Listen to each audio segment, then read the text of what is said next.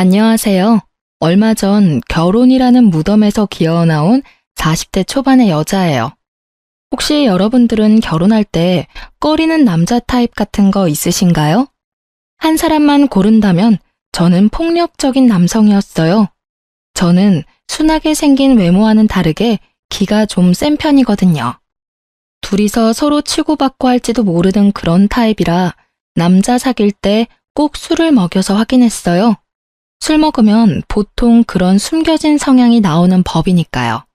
그런 제가 이혼 후에는 완전 달라졌어요. 마마보이, 그런 남자만 아니면 된다고 생각하고 있거든요. 여러분의 짐작대로 저와 이혼한 전 남편이 마마보이였어요. 처음에는 그런 느낌 따위는 전혀 없었죠. 솔직히 기가 좀 약한 편이긴 해도 뭐든 엄마에게 물어봐야 한다 그런 것도 없었거든요.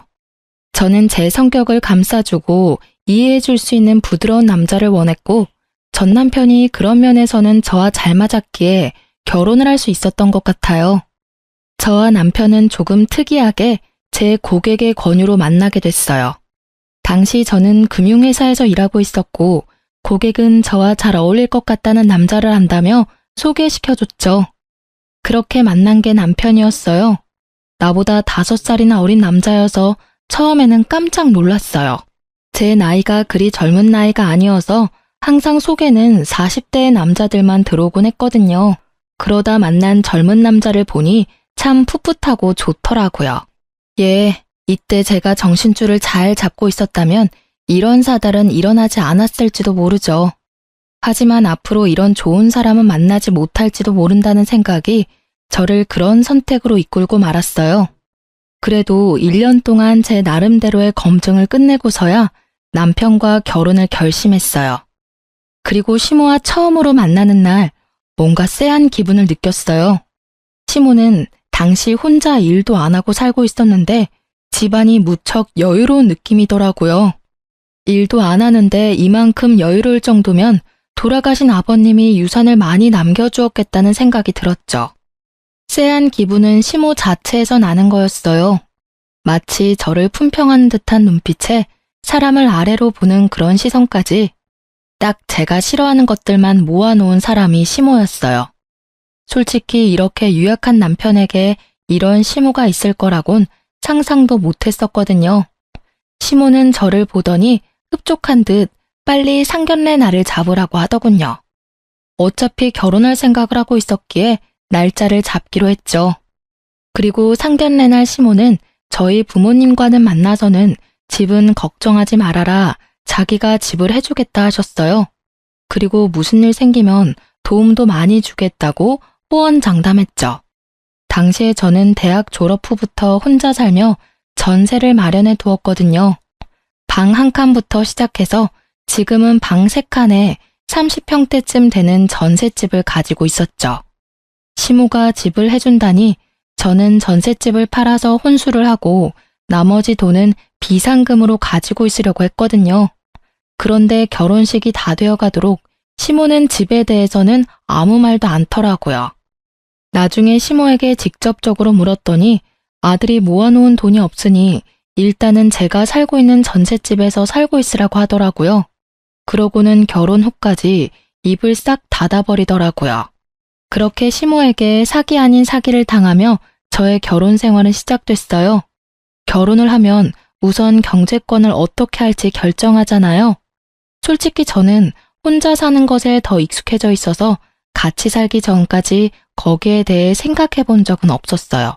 그리고 솔직히 제가 돈을 더 잘 벌기도 하니 경제권은 반만 합치는 게 더 좋다는 생각도 했거든요. 그래서 처음에는 생활비를 각자 차출하고 집 살 돈은 각자 지정된 금액을 정해서 마련하자고 합의를 봤어요. 그런데 결혼 후 6개월쯤부터 남편이 생활비 60만 원을 주지 않더라고요. 여보, 이번 달 생활비 안 들어왔어. 넣어줘야 할 것 같은데? 미안해, 잠깐만 기다려봐. 그러고 남편은 시모에게 전화를 하더라고요. 엄마, 60만 원만 붙여줘. 생활비 쓰려면 필요해서. 용돈은 이번 달에 다른 거 샀는데? 그럼 어떡하지? 남편이 저를 힐끗힐끗 쳐다보며 말을 하더군요. 시모에게 하는 말 내용에서 저는 걸리는 느낌이 있었어요. 남편 입에서 용돈이라는 말이 나온 거죠. 그런데 남편이 전화 도중에 저한테 전화기를 넘기며 말하더라고요. 전화 좀 받아봐. 어머니가 할 이야기 있으시다는데. 네, 어머님, 전화 바꿨어요. 그래, 며느라가. 다른 게 아니라 우리 아들 월급은 내가 잘 관리하고 있거든. 그러니까 며느리 월급도 내가 관리해 줄게. 요즘 애들 돈 알기를 함부로 알잖니. 그래서 내가 관리해 주려고 하는데 월급 주면 내가 너희들한테 용돈으로 돌려주마. 남는 건 알아서 잘 불려줄 테니까 그렇게 알고. 네? 아니요. 어머님, 죄송한데 월급은 못 드려요. 그리고 남편 월급도 앞으로는 제가 관리할게요. 저희 전셋집이라 집 사려면 돈도 많이 모아야 하는데 혹시 남편 월급으로 돈 좀 모아두셨어요? 모아두셨으면 남편에게 주세요. 그거 미천으로 좀 더 모아서 집 사면 될 것 같아요. 모아둔 게 어딨니? 내가 먹여주고 재워주고 키워줬으니 그만큼 걷어가는 건 당연한 거고. 게다가 나는 일도 안 하고 혼자 사는데 당연히 걔가 나 먹여 살려야 하는 거 아니니? 어머니, 당연한 말씀이세요. 대신 제가 용돈을 넉넉히 챙겨드릴게요. 그거면 충분히 매달 생활하는데 불편함은 없으실 거예요. 나더러 용돈을 타서 쓰라고? 난 그렇게 못해. 어떻게 나더러 용돈이나 타서 쓰라고 하니? 굴러들어온 돌이 박힌 돌 뺀다더니 얌전하게 생겨가지고 너 생각하는 게 야가 빠졌구나. 벌써부터 며느리가 시어머니 곳간 열쇠 뺏으려고 하면 안 되지. 어머님, 곳간 열쇠를 뺏으려고 한다뇨. 전혀 그런 생각 없어요. 다만 어머니께서 남편 월급으로 관리하셨는데도 남편은 여전히 빈털털이잖아요. 제가 이제는 와이프고 저희 둘이 부부니까 제가 하겠다는 거예요. 어머님이 생각하시는 그런 거 아니에요. 아니긴 어디서 요망한 게 집안에 들어와서. 시모는 그렇게 이야기하더니 전화기를 뚝 끊어버리더라고요. 저는 남편에게 말했어요. 당신 잘 생각해. 어머님이 월급 관리하시는 동안 목돈이 하나도 없다는 건 이해 안 되는 일이야. 이런 식이면 당신이랑 나 절대로 우리 명의의 집은 못 가져. 그러니까 당장 다음 달 월급부터는 절대로 어머님한테 드리지 마. 내가 알아서 목돈 만들어 줄게. 어떻게 그런 식으로 말을 해? 엄마한테. 그럼 이렇게 생각해. 당신이 어머님한테 용돈으로 두둑히 드린다고 당신 월급에서 100만 원 어머님한테 드리고 지금처럼 60만 원은 자기가 용돈으로 쓰고 나머지는 다 적금 넣자. 그래야 우리 집 살 수 있어. 응? 대신 생활비는 내 월급으로 할게. 어때? 제 말에 남편이 흔들리더라고요. 결국 제가 남편 월급을 관리하게 됐어요. 그리고 그 이후 시모가 전화와서는 쌍욕을 날리시더라고요. 네가 감히 나한테 이런 짓 하고도 무사할 줄 아니? 어디서 남의 돈을 뺏어가? 꼴랑 100만 원 주고 생색 내겠다 이거지? 생색이 아니에요. 그 정도 받으시면 생활은 가능하시잖아요. 큰 돈 드는 건 저희한테 말씀하시면 최대한 도와드릴게요. 그러니까 더 이상 남편한테 압박 넣지 마세요. 시모는 분하다며 말을 잇지 못하다가 전화를 끊어버리더라고요. 저랑 할 이야기 없다 이거죠. 대신에 남편에게 계속 전화해서 하소연을 하더라고요. 어떻게 네가 이럴 수 있냐? 엄마를 뭐라고 생각하는 거냐? 그런 여우 같은 며느리한테 속아 넘어가지 마라 등등. 제가 들은 것만도 엄청났죠. 그런데 그런 건 이해했어요. 어머니가 아들한테 하는 말이니까. 그런데 제가 참지 못할 일이 벌어졌어요. 그때는 남편 사촌의 결혼식이 있던 날이었어요. 좋은 날이었고 남편이 청첩장을 받아왔길래 시모도 갈 거라고 예상하고 시모가 내야 할 축의금까지 챙겨서 결혼식장으로 향했어요. 예식 전에 조금 일찍 도착한 저와 남편은 시모의 뒷모습을 보고 시모에게 걸어가고 있는 중이었어요. 그런데 가까이 가자 시모 목소리가 또렷하게 들리더라고요. 아유, 정말 미치겠어. 어디서 여우 같은 게 기어들어와서는 우리 아들을 완전히 망쳐놨지 뭐야. 게다가 집안도 꼴이 말이 아니야. 욕심이 얼마나 끝도 없는지. 욕심이 얼마나 끝도 없는지. 아니, 내가 아들 월급 착실히 관리해줬는데도 아들 월급을 싹 다 가져가 놓고는 세상에 용돈이랍시고 쥐꼬리만큼 주는 거 있지? 시모가 제 욕을 하고 있더라고요. 아주 시원하게 말이죠. 일가 친척 다 듣는 곳에서 며느리 흉보는 시모를 보고 있자니 자기 얼굴에 침 뱉는 꼴이라는 걸 전혀 모르고 계시더라고요. 그렇게 열심히 자기 무덤 파는 시모를 모른 척 하기에는 제 성격이 너무 더러웠죠. 어머님한테 돈 100만 원은 쥐꼬리만큼인가 보네요. 저희는 한 달 용돈으로 100만 원 드리는 것도 많이 드린다고 생각하고 있는데요. 솔직히 어머님이 용돈만 타가신 건 아니잖아요. 가전 고장나면 부르고 집안의 경조사태도 돈 내달라고 그러시고 하다못해 공과금도 저희가 내드리잖아요. 뭐가 그렇게 못마땅하셔서 친척분들 다 계신 데서 이렇게 며느리 못난 점만 지적하고 계신지 저는 잘 모르겠네요. 네가 여긴 무슨 일이냐? 저희도 초대받아서 왔어요. 어머님이 알고 계실 거라고 생각하고 말을 안 드리긴 했는데 이렇게 어머님이 못마땅해 하는 점도 알게 돼서 어찌 보면 다행이기도 하네요. 마음에 쌓아두는 것보다는 역시 푸는 게 더 편하시죠? 틀린 말은 아니지 않니? 난 평소 내가 생각한 대로 이야기한 거야. 다른 사람들도 네가 어떤 여자인지 제대로 알아야 하지 않겠니? 그래야 나처럼 당할 일도 없지. 마치 본인이 피해자라는 식으로 이야기하는 시모를 보니 너무 열이 받아서 미칠 것 같았어요. 결국은 참지 못하고 퍼부어버렸죠. 어머님이 그렇게 생각하신다니 유감스럽네요. 솔직히 저도 어머님에 대해서 하고 싶은 말은 많지만 꾹 참고 있었거든요. 솔직히 결혼 전에 집 한 채 해주겠다고 하시고는 결혼 후에는 돈 없다며 모른 채 하신 건 이해했어요.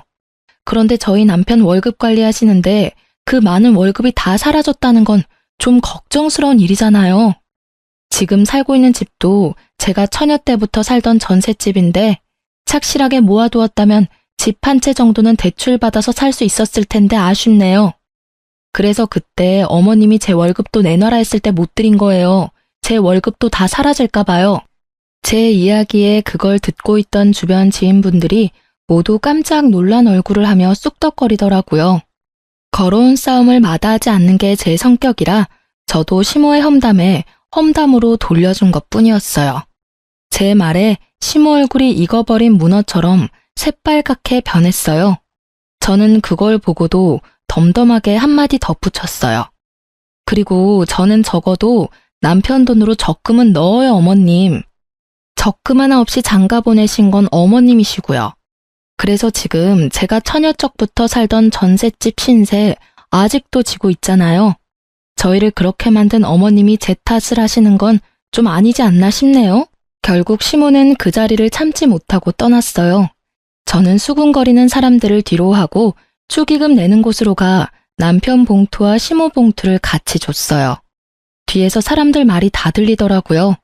시모를 파렴치하다 말하는 사람들이 많았어요. 아들 돈 가져다 뭐에 썼냐며 의문을 가지는 사람도 있었고요. 그렇지만 저에 대한 소리도 들었죠. 며느리 순해 보인다고 다루기 쉬울 것 같다더니 결국은 임자를 만났네. 시어머니에게 말 한마디를 안 지는 며느리를 들이다니 저 집도 조용하지는 않겠어. 그 이야기를 듣는데 그런 생각이 들더라고요.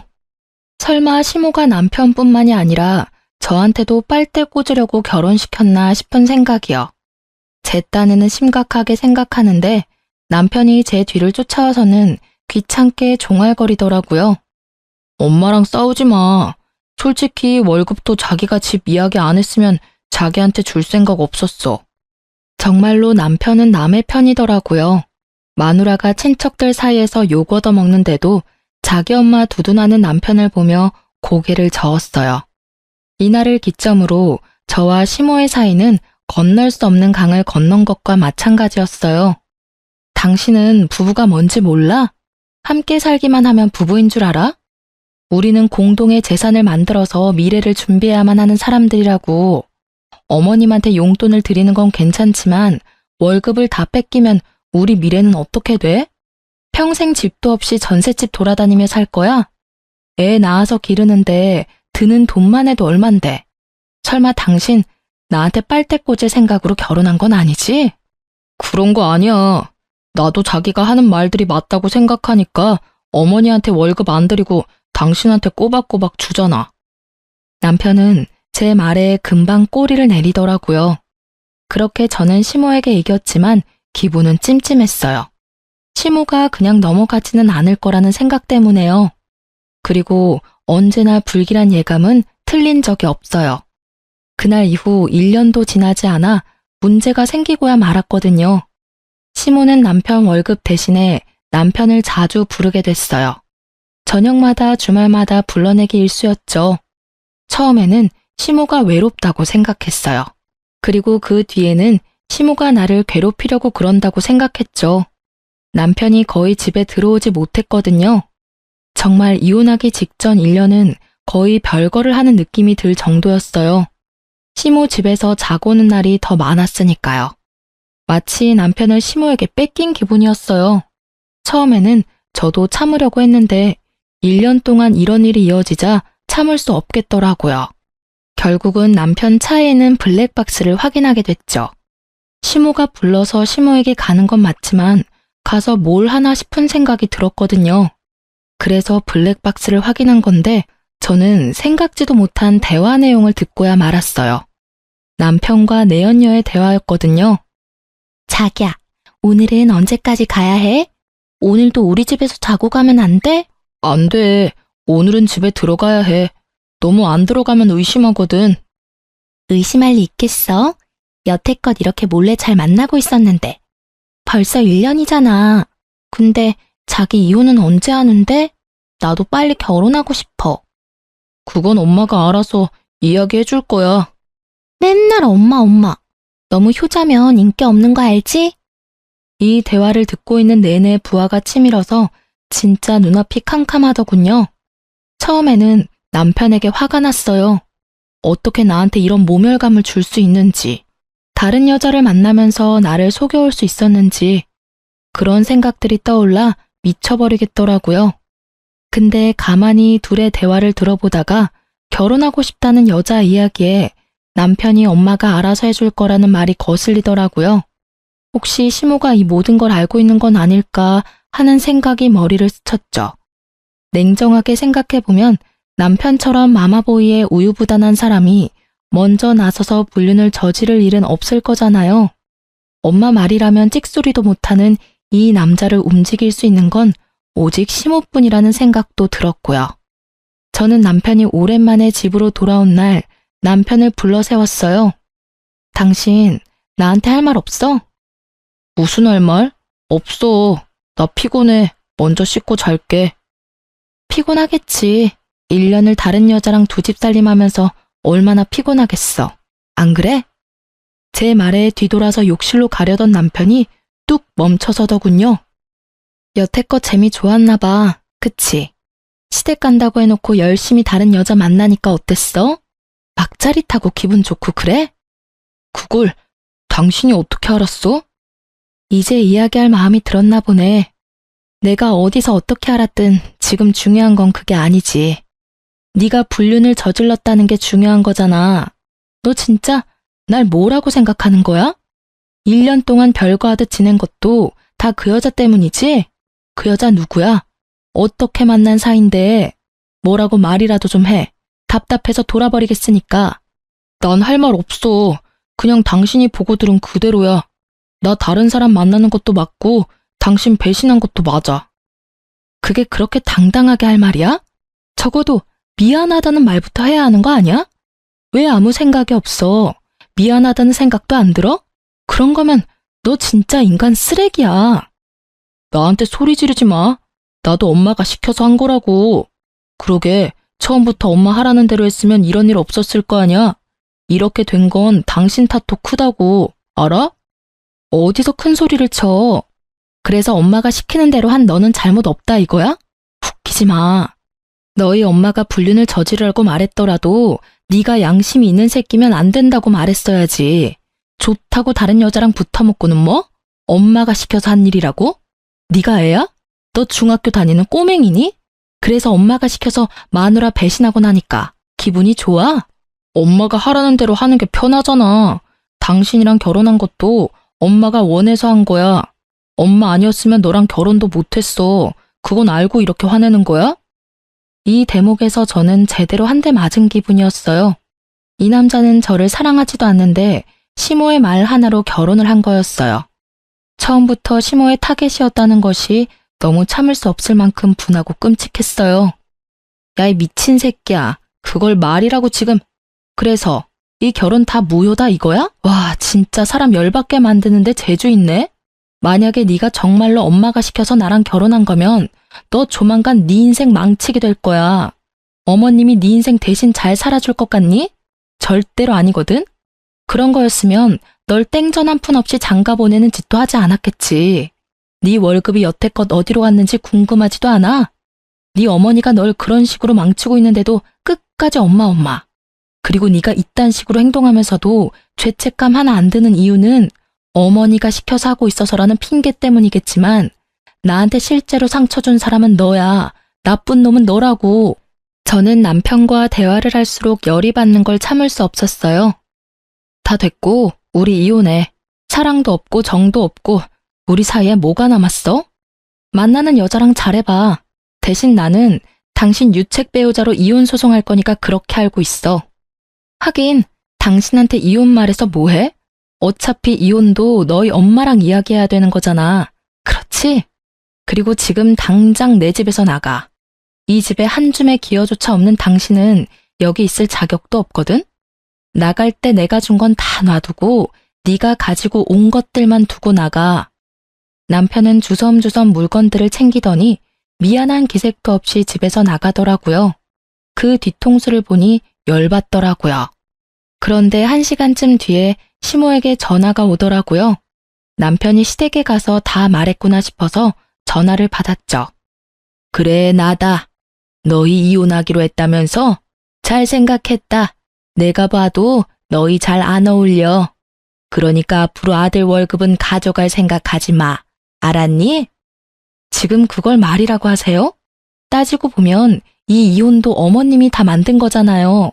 남편이 자기 입으로 이야기 다 했어요. 이 여자도 어머님이 소개해줬다고. 어떻게 아들을 불륜남으로 만들어서 이혼시킬 수가 있어요? 그게 안 되는 이유라도 있니? 지가 싫었으면 그렇게 안 하면 될 일이었어. 그런데 좋다고 다른 여자 만난 거 보면 너하고 같이 살기가 싫었나 보지. 난 그렇게 생각해. 내가 뭐라 말하든 걔가 싫으면 안 하면 그만이야. 그런데 걔가 그런 행동하는 건 다 걔가 그럴 만한 사정이 있어서 그런 거라는 생각은 안 드니? 나는 아들한테 조언한 것밖에 없어. 세상에 여자가 어디 너뿐이니? 더 좋은 여자도 얼마나 많은데. 그러게 처음부터 내 말을 잘 들었으면 이런 일도 없었을 거잖니? 네 인생에 오점을 남긴 건 다 네 탓이야. 그 이야기를 듣고 있노라니 남편 상간녀의 목소리가 떠오르더라고요. 그 여자는 알까요? 시모가 노리고 있다는 것을? 살다 상간녀가 측은하기는 처음이었어요. 그렇지만 그 여자도 다 알고 이 계획에 편승했잖아요. 그런 점에서는 그 여자도 자기가 직접 당해보면 알겠죠. 저는 시모에게 말했어요. 아들이 귀한 건지 아들이 가져다주는 월급이 귀한 건지는 모르겠지만 어차피 이혼하기로 했으니까 이혼 서류 작성해요. 그리고 저는 절대로 합의 못 봐요. 무조건 소송 가서 부당하게 제가 당한 건 다 돌려받을 거예요. 그렇게 알고 계세요. 저는 그렇게 이야기하고 전화를 끊어버렸어요. 목소리를 듣고 있으니 맨정신을 유지하기가 너무 힘들었거든요. 결국 그날은 누구에게도 이야기하지 못한 채 끙끙대며 술이나 진탕 마셔댔어요. 제 인생에 이런 일이 벌어질 거라는 건 상상조차 못했거든요. 그렇게 숙취에 시달리면서도 제가 제일 처음으로 한 건 이혼 전문 변호사를 찾는 일이었어요. 그리 어려운 일은 아니었어요. 주변에 이혼한 친구가 있는데 그 친구에게 소개받았어요. 그렇게 변호사 만나고 돌아오는 길에 시모가 전화가 왔더라고요. 너 이혼하려면 재산 분할해야 하는 거 알지? 어차피 우리 아들 월급 네가 다 가져갔으니까 그 절반은 돌려줄 거라고 생각해도 되겠지? 그리고 너희가 살던 그 집도 말이다. 그거 어차피 유지하는데 우리 아들 돈도 들어갔을 거잖아. 그 집 전세금도 반은 줘야 하지 않겠어? 그 집은 제가 결혼하기 전부터 살고 있었던 전셋집이에요.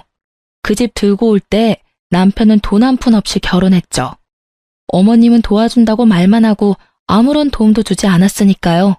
결혼할 때부터 애초에 아무것도 가지고 오지 않은 남편에게 제가 무슨 재산을 나눠야 할지 모르겠네요. 너희 부부였어. 5년을 같이 살았으면 그 집에 돈 한 푼 안 내도 유지비에 들어간 돈이 있을 거라고. 그에 대한 재산 분할을 원하는 거야. 원하시는 거 다 변호사랑 상의 한번 해보세요. 가져가실 수 있는 게 있나. 그리고 어머님이 뭔가 착각하시나 본데 이 이혼은 제가 원해서 한 이혼이 아니에요. 이혼하자는 말이 제 입에서 먼저 나왔을 뿐이지. 이혼 원인 제공은 어머님과 남편한테 있거든요. 그리고 남편은 유책 배우자고 어머님은 남편에게 여자를 소개해준 사람이죠. 그래서 어머님 상대로도 위자료 소송할 거고 그 여자 상대로도 위자료 소송할 거예요. 돈이 생기더라도 다 다시 저한테 돌아올 수밖에 없을 거예요. 이혼을 하게 된 원인이 왜 우리 아들이고 나야? 네가 문제지. 네가 나한테 한 짓들을 알고도 법원이 네 손을 들어주겠어? 그러니까 다 법대로 하시자고요.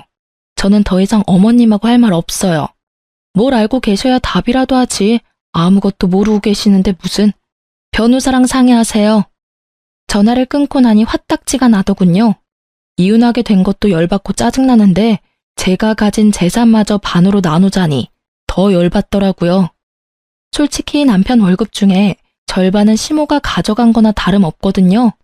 남편 월급이 여태 어떻게 쓰였는지 알면 도리어 나한테 돈을 줘도 모자랄 판이건만. 그렇게 시모와의 전화통화를 끊었는데 모르는 번호로 전화가 오더라고요. 무시하려다가 혹시나 해서 전화를 받았는데 남편 상간녀가 전화가 왔더라고요. 만나서 할 이야기 있다고 해서 저도 그 여자한테 충고나 해줄까 싶어 나갔어요.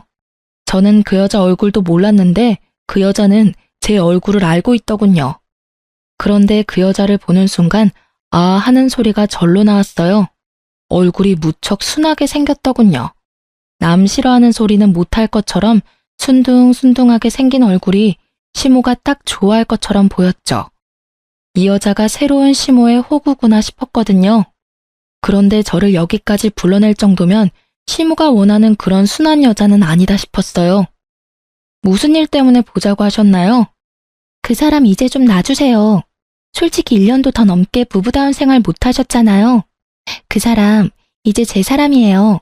그쪽 분도 이제 알 때는 된 것 같은데 왜 놔주지를 못하고 계속 그 남자한테 집착해요? 이건 또 무슨 뜬금포인지 저는 고개를 갸웃했어요.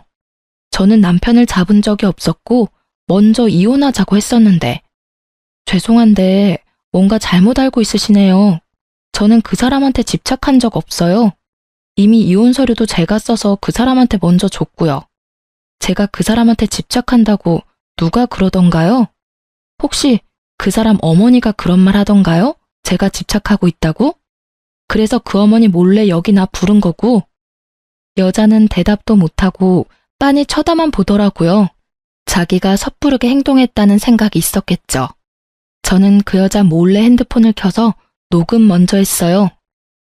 아가씨, 솔직하게 말해봐요. 제 남편 만난 거 그 사람 어머니 때문이죠? 중간에서 누가 소개를 해주고 싶다고 하던가요? 좋은 사람 있다고? 상간녀는 여전히 입을 다물고 있더군요. 입을 열면 불리하다는 생각을 했나 봐요. 내가 이런 말하면 어떻게 비칠 줄 알긴 하는데 말하지 않고 넘어갈 수는 없을 것 같아요. 제 남편 어머니 보통 사람 아니에요. 사람을 돈으로 보는 경향이 있거든요. 저희 헤어진 것도 남편이 당신이랑 바람나서 헤어진 게 아니라 시어머니가 남편에게 당신을 소개해줘서 저랑 남편이랑 헤어지게 만든 거예요. 그게 뭐가 문제죠? 어머님은 저한테 며느리가 너무 못됐다고 하셨거든요. 아들을 구속하고 집착하고 월급까지 가져가는 도둑이라고요. 그런 여자라면 당연히 엄마라면 떼어놓고 싶겠죠. 저는 속으로 웃음이 나더군요. 시모는 또 꽝을 뽑으셨더라고요. 이 정도로 당당한 여자가 시모가 하는 대로 놔둘 리 없죠. 그래요? 그럼 결혼 전에 약속받으신 건 뭐가 있어요? 집을 해준다던가요? 돈을 해준다던가요? 그걸 왜 당신한테 말해야 하죠? 저한테는 집도 주고 돈도 주신다고 하셨는데 결혼식 이후에 입 싹 닫으셨거든요. 그리고 그 월급 이야기도 안 할 수 없네요. 결혼 전에 남편 월급을 시어머니가 관리했어요. 그런데 결혼할 때 돈 한 푼 없이 저한테 왔어요. 어머니가 관리해 주셨다면 당연히 목돈이 있어야 하는데 한 푼도 없는 것이 이상하다 싶었는데 다 쓰셨더라고요. 남편한테는 달랑 60만 원 용돈 주면서 그러더니 저한테 제 월급도 관리해 주겠다고 하시더라고요. 이제 무슨 말인지 아시겠어요? 전 그런 거 안 믿어요. 솔직히 헤어지는 마당에 무슨 말인들 못하겠어요. 그냥 이혼이나 빨리 해줘요. 저한테 이상한 이야기 하지 마시고요. 이혼은 소송 들어갈 거예요. 그리고 이런 이야기 일부러 해주는 거예요. 충고. 당신은 나처럼 되지 말라는 충고. 그 시어머니 본성 알면 결혼 생각도 못 할 텐데. 용감하시네요. 저는 그 집안 사람들에게 두 손 두 발 다 들었으니 당신은 잘해보세요. 또 모르죠. 말 잘 들으면 길게 갈지도. 조언을 해준데도 들을 생각이 없는 상간녀를 보며 저는 미련 없이 자리 떠났어요. 상간녀의 눈빛에 가득한 불신의 기운이 참으로 안타깝게 느껴지긴 했죠. 하지만 상간녀가 남편이 유부남인 거 알고 만났다는 증거만 있으면 저야 앞으로 그녀에게 일어날 일들 같은 건 신경도 안 쓰이니까요. 이미 충고해줬는데도 들을 생각 없으니 자기 팔자인 거죠. 그렇게 상간녀와 헤어지고 저는 이혼 소송에 집중했어요. 사실 남편 앞으로 모아둔 목돈이 있었거든요. 남편 월급 중에 시모에게 들어가는 돈과 남편에게 들어가는 돈을 제외한 나머지 돈은 모조리 저축해두었는데 그게 참 아깝다는 생각이 들었어요. 왜냐면 제 월급은 오롯이 생활비로 다 빠져나갔거든요. 그래서 돈을 모을 틈이 없었어요. 시모와 남편은 그 돈의 존재를 알고 나서는 그 돈 내놓으라며 난리였어요. 통장 비밀번호를 제가 알고 있었거든요. 저는 일단 그 통장 비밀번호를 남편에게 알려줬어요. 거의 5천만 원 정도였는데 남편에게는 이야기했죠. 시모에게 이 돈 주면 당신은 이 돈 만져보지도 못하고 날릴 거라고요. 그랬더니 잘 가지고 있는 모양이더라고요. 제가 이런 일을 한 이유는 따로 있었어요. 이혼 소송이 끝나고 판결이 났는데 제가 그 목돈을 다 가져오게 됐거든요. 시모에게 뺏기면 본전도 못 찾을 것 같아서 남편에게 그렇게 말해뒀는데 어찌 잘 돼서 그 돈은 그대로 저에게 돌아오게 됐어요. 이유는 그거였어요. 일단 남편이 유책 배우자라서 제게 위자료를 지급하라는 판결이 났고요. 남편과의 재산 분할에서도 실질적인 결혼 생활이 얼마 되지 않아서 결혼 전 가지고 온 재산은 재산 분할에 속하지 않았기에 전세금은 남편에게 주지 않아도 됐었어요. 다만 결혼 후에 만들어진 재산인 남편 명의의 목돈은 저도 나눠 가지게 됐거든요. 그리고 저는 상간녀 위자료 소송이랑 시모에게도 위자료 소송을 진행했어요. 저희 혼인의 파탄이 시모에게도 있다는 점을 이용했거든요.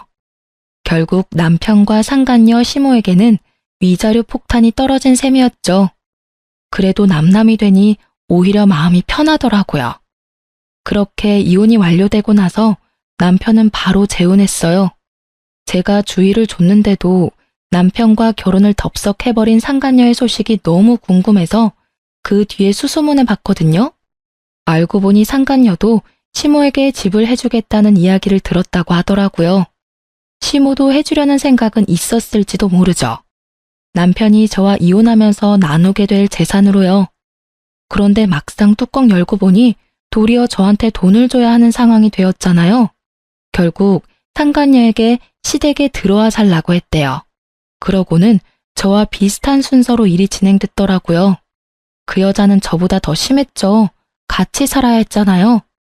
그리고 상간녀 위자료도 저한테 줘야 했으니 남편 월급 떼이는 거 확인하고서야 아차 싶었나 보더라고요. 자기 월급까지 달라는 시모를 피하는 게 힘들었는지 결국은 남편과 빛과 같은 속도로 이혼했다고 하더라고요. 그렇게 될 줄 알고 충고까지 해줬건만 결국 몇 달 못 살고 헤어질 거 뭐하러 결혼까지 했을까 싶었어요. 그것도 자기 팔자인 거죠. 전 남편은 두 번째 이혼 이후에 술을 먹고는 저를 찾아왔더라고요. 당신이 다 옳았어. 엄마가 나를 망치고 있었어. 내 인생은 이제 완전히 망가졌다고. 왜 여기 와서 이런 소리 해? 나 이제 당신 와이프 아니야. 당신도 내 남편 아니고. 그럼 누구한테 가서 이야기해? 두 번째 와이프는 석 달 만에 이혼하자고 하고는 아예 도망치듯이 나가버렸어. 게다가 나는 빈털털이고. 당분간은 위자료 때문에 계속 돈이 나가겠지. 그 여자 위자료도 내가 내주고 있었거든. 근데 어쩌나? 나 얼마 전에 회사 그만뒀거든. 그래서 당신한테 위자료 지급 못할 수도 있어. 회사를 그만둬? 뭐 때문에? 나 회사에 소문이 다 났어. 이혼하고 바로 결혼한 것도 소문거리였는데 재혼 후 바로 이혼한 것도 소문 확 퍼지더라. 결국은 사람들 수군거리는 소리가 너무 무서워서. 다른 직장 찾으면 되지. 뭘 고민하는데? 왜 고민이냐고? 일을 하면 뭘 해? 엄마가 계속 사고를 쳐대잖아. 얼마 전에는 내 앞으로 대출까지 받아서 쓰셨더라. 뭐 하느라 그만큼 대출 받았냐고 물었더니 옷 사고 가방 사고 액세서리 사고 품위 유지하려면 돈이 많이 든대. 나는 빚 때문에 허덕이는데.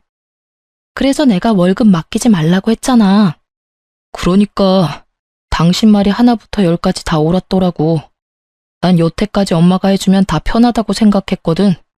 그런데 이렇게 계속 실패를 하다 보니 그게 편한 게 아니라 도피였다는 생각이 들더라고. 나한테 진정으로 옳은 이야기 해준 사람은 당신뿐이었거든. 그래서 말인데 우리 다시 시작해보지 않을래?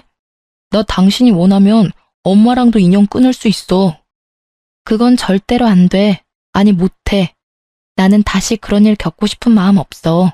그리고 이렇게 내가 당신이랑 이야기하고 있다고 내가 당신을 용서했다고 착각하지 마. 나는 죽을 때까지 내 인생에 오점 남긴 당신 용서 못해. 냉정한 제 말에 전 남편도 흠칫하더라고요. 어디서 다시 잘해보자는 소리를 할 수 있는지. 지가 한 짓은 생각도 안 하고 엄마 탓만 하는 그런 면은 여전하더라고요. 그렇게 전 남편을 보내고 그야말로 평온한 시간을 보냈어요. 솔직히 완전 평온하지는 않았죠. 이혼하신 분들은 아시겠지만 수많은 사람의 관심 대상이 되거든요. 그런 관심이 사그라져 들 때쯤 전 시모와 우연히 길에서 만난 적이 있어요. 친정이 시댁과 가까웠거든요. 애써 무시하고 지나가려 했더니 저를 붙잡더라고요. 너 우리 아들한테 도대체 무슨 짓 했어? 걔가 그렇게 험한 소리 할 줄 아는 애도 아니었고 무엇보다 나를 탓할 아이는 절대 아니었다고. 그런데 너하고 이야기하고 나서 우리 집에 오더니 내 탓하며 짐 다 싸서 나가버렸어. 지금 몇 달째 연락도 되지 않아. 그걸 저한테 물으시면 어떡해요? 그거야말로 어머님이 잘 알고 계실 텐데요. 사람이 집을 나갈 정도면 당연히 같이 살고 있는 사람이 원인이지 않을까요? 어머님이 뭔가 했으니 그 사람이 도망갔겠죠. 거기에 저를 끼워 넣으시는 건 너무하시네요. 이제 완전 남인데. 네가 아니면 걔가 그렇게 변할 이유가 뭐가 있어? 하여튼 여전히 기분 나쁜 애야. 어떡하다 이런 애하고 엮여서는. 너랑 우리 아들 결혼하고 뭐 하나 잘 되는 게 없어. 너한테 나쁜 물이 들어서 월급도 안 주고 싹 다 가져가 버렸잖아. 그러게 용돈 받으면서 살 때 잘하시지 그러셨어요. 그랬으면 이혼할 일도 없었고 착실히 돈 모아서 호강시켜 드렸을지도 모르는데. 두 번째 며느리는 잘 지내고 있나 모르겠네요. 얼마 전에 이혼했다는 이야기는 들었거든요. 아들이 처복이 없어. 내가 봤을 때는 이 정도로 없으면 혼자 사는 게 맞아. 어떻게 여자 둘 다 못 참고 이혼을 해? 우리 아들이 뭐 빠지는 데라도 있니? 솔직히 그 정도면 어딜 가도 빠짐은 없지. 그렇죠. 솔직히 전 남편만 본다면 빠질 만한 데는 없죠. 그렇지만 결혼은 가족끼리의 결합이잖아요. 집안에 모시기 힘든 가족이 있으면 누구라도 힘들지 않을까요? 제가 봤을 때 제 전 남편은 처복이 없는 게 아니라 다른 복이 없는 것으로 보여요. 그냥 혼자 사는 게 확실히 낫겠죠. 저는 웃으며 전 시모의 말에 비꼬아줬어요. 처복이 없다니 제가 봤을 때는 부모 복이 없는 거죠. 본인도 마마보이가 되어서 여태껏 편하게 살긴 했겠지만 어쨌든 전 시모는 돈이 떨어져서 그런지 전 남편을 애타게 찾더라고요. 그럴수록 아들이 더 꼭꼭 숨어버린다는 걸 왜 모를까 싶었어요. 그리고 전 남편은 자기 엄마가 시키는 대로 하다가 결국은 와이프를 둘이나 잃고 빚만 남았죠. 저는 분노와 자책, 체념의 쓰리콤보를 겪고 서서히 마음의 평화를 찾고 있어요. 이따금 그때의 기억이 떠오르며 열받을 때도 있지만 그래도 그때와 비교하면 마음고생은 전혀 없으니까요. 사람 순진한 얼굴만 보고 호구되어 줄 여자나 찾던 시모가 자기 아들하고 싸우고 결국은 혼자 살게 된 걸 보니 자기가 한 행동 그대로 돌려받았다 싶더라고요. 그리고 전 남편도 결국 재혼한 여자와도 이혼하고 퇴사까지 하게 되었으니 이제는 자기 행동에 스스로 책임을 지게 된 거죠. 여태껏 시모 뒤에 숨어서 자기 합리화 열심히 했잖아요. 그걸 보며 저는 제 안에 있던 남자에 대한 기분이 극적으로 달라져 버렸어요. 절대로 마마보이는 안 된다는 걸요. 그건 효자가 아니라 비겁한 겁쟁이일 뿐이에요. 나이 40에 애도 없이 혼자 되어서 주변 사람들에게 위로도 많이 받았지만 쓴소리도 많이 받았어요. 늙어서 혼자 살면 볼품없다, 없어 보인다. 이런 이야기를 듣는 것도 이제는 아무렇지 않을 만큼 단단해졌다고 생각해요. 솔직히 제가 만약 그때 참고 살았더라면 저는 분명히 우울했을 거라고 생각해요. 빨리 빠져나온 걸 다행이라고 생각하고 있거든요. 부모 욕심으로 자식 인생을 마음대로 쥐락펴락하는 시모를 보니 없었던 남자를 기피하게 돼서 재혼은 생각도 못하고 있어요. 글 쓰는 내내 그날의 기억을 떠올리며 다시금 저를 돌아볼 수 있게 되었어요. 가끔 정말 힘든 일이 있을 때는 제 이혼 때를 생각해요. 이때만큼 힘든 일도 없었고 이때만큼 시달릴 일도 없었죠. 결혼은 무덤이라는 말을 스스로 실감하게 될 줄 몰랐는데 그래도 기어나와 보고서야 자유로운 몸이 좋다는 걸 깨달았어요. 앞으로도 제 인생에 알콩달콩한 부부 같은 건 없을지도 몰라요. 그렇지만 다음번에 기회가 혹시라도 온다면 제발 평범한 사람이기만을 바랄 뿐이에요. 지금까지 제 사연 들어주셔서 감사합니다.